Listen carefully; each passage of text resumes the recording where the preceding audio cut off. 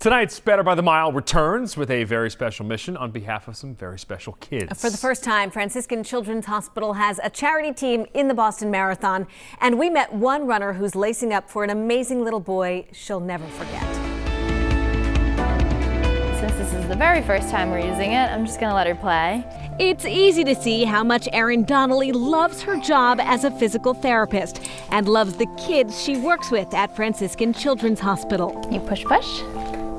Good girl. Today, she's helping 4-year-old Laura try out her first mobility device. Ever since her clinical rotation here in 2019, Erin just knew this is where she wanted to be. And when the hospital decided to field its first Boston Marathon team, she couldn't wait to raise her hand. To be able to represent the kids and the people who work here and almost be able to shine, use this as an opportunity to shine a light on what we do here and bring more awareness to what we do here is why I really wanted to do it. And there's one little boy who will be in Erin's heart every step of the way. What can you do?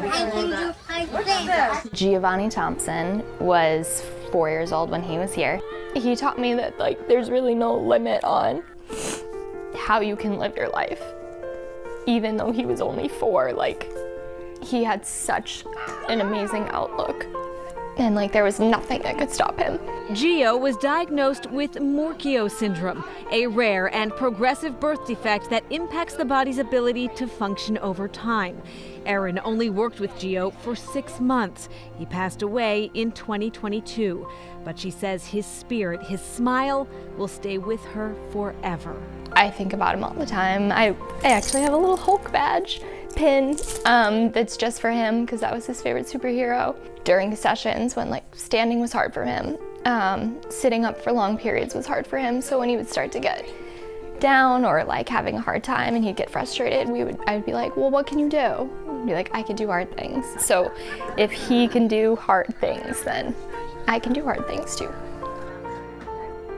What a bond they had. Yeah, Erin says she's thinking about carrying a picture of Gio with her when she crosses that finish line in April. She also wants to pay tribute to his family and all the families of the amazing kids that she works with.